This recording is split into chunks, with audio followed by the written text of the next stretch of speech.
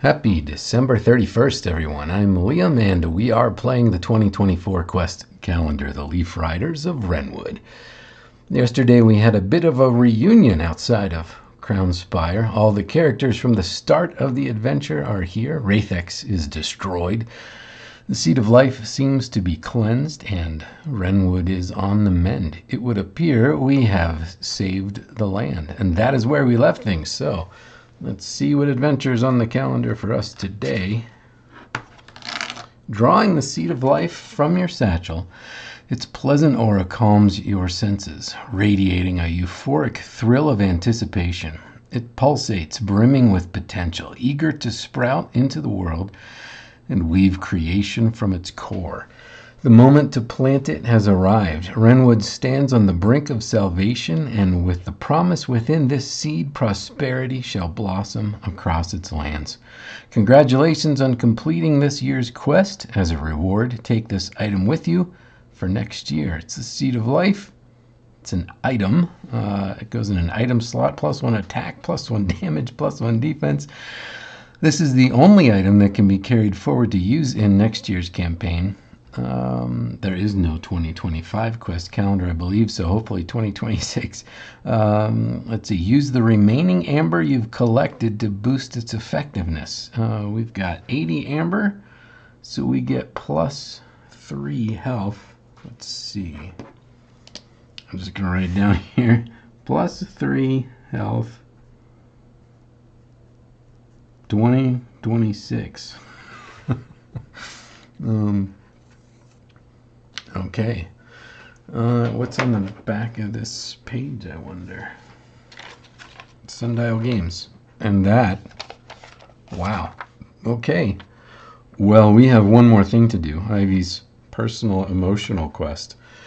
On Christmas Day last week, Wrathex dropped Ivy from some height above the forest. She'd been crushed by his vice-like grip as he flew above Wrenwood. She was dazed and winded, and as she fell, I imagine she saw herself in her sister's place on the day of the accident so long ago. The part of her mind with an instinct for survival tried to unfurl her wings and fly, but those wings are encased in armor, so she plummets. As the forest floor approaches, Ivy sees only her sister, feels only her own guilt.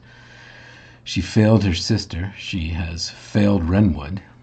In one last act of defiance against Wrathex, she breaks the Seed of Life off the corrupted staff and clutches the seed to her chest. Then she closes her eyes and accepts her fate. From the ruins of Timber Landing to Crownspire's walls, creatures across Wrenwood see our hero fall and hear, even miles away, Wrathex's maniacal laughter.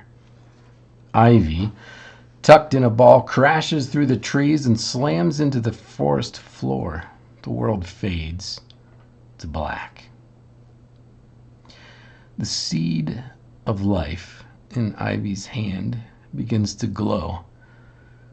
Everything hurts. Ivy opens her eyes and sees her sister. "Get up," she says. "You need to get up now," her sister yells, and Ivy feels a blast of heat, hotter than she's ever felt, and finds herself in a cavern of molten lava deep beneath Wrenwood. The vision of her sister is gone. For a moment she thinks this is the afterlife, and then another familiar figure slithers its way through a hole high above. For a panicked moment, she imagines Wrathex followed her into the afterlife, and she looks down at her hand, still clutching the seed, and realizes the fight is not yet done. Okay, this is Ivy's final fulfillment opportunity of this adventure. This event directly mirrors her trauma, and the question we're asking is, does she grow from this opportunity? So we'll go to Mythic here. She's at 11 of 12 fulfillment, so if she does grow here, she finishes her quest. If she doesn't grow here, well, I am sorely tempted to fudge this die roll and make sure she gets this, but I won't. We're going to let the dice decide. I've written 2 endings, and I'll post the ending we don't get in the comments of this video. So here we go. Does my character grow from the epiphany? This opportunity mirrors our character's issue, so it's very likely.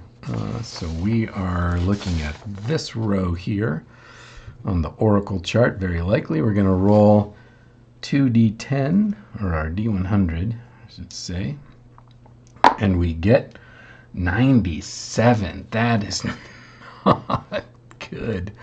Oh, Ivy, that's an exceptional no. Wow. Okay.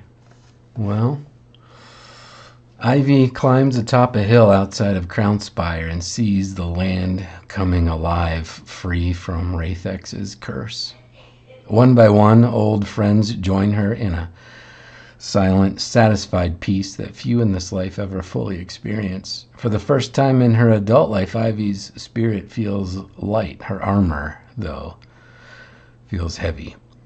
Her mind turns toward the vision of her sister in the molten cavern. Her sister saved her, and even if it was just a hallucination, Ivy felt the forgiveness her sister gave her in words so many years ago, the forgiveness that Ivy has withheld herself. She wonders if the armor that she has worn as penance for so many years protected her wings in this crash. Her hand moves to a fastener at her shoulder and pauses. Okay, and now the unfulfilled result. Her hand moves to a fastener at her shoulder and pauses, then falls away. She glances around at her companions, friends she'd only met this year, but who had so readily become a part of her journey, who so readily cared for her. She feels loved, she feels forgiven, but she thinks that though she put the armor on, she cannot allow herself to free herself. She gives a little bounce to shift the weight, takes one last look at the clear open sky above Wrenwood, and then walks down the hill with her friends. And that, my friends, is 2024. I am so glad I did this, and I'm so happy you were on this adventure with Ivy and me. Thank you to Sundial Games and the Mythic GM emulator, and most especially to all of you. Sharing this journey made it 1,000 times more fun. There isn't a 2025 quest calendar, but I have some ideas in mind for 2025 that I hope folks will want to play along with, like we did this past year. Not every day, though. That was tough. So we shall say goodbye for now and look for a video about next things tomorrow. I hope you'll join us. Thanks for watching.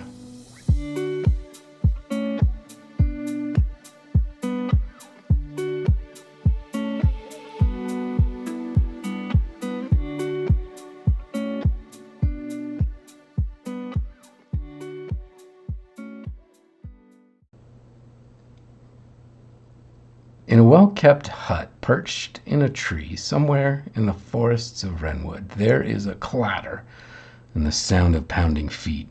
A voice yells, "Mama, my wings, I can fly." There is an incredulous silence, and the voice is heard again to say, "We have to tell Ivy.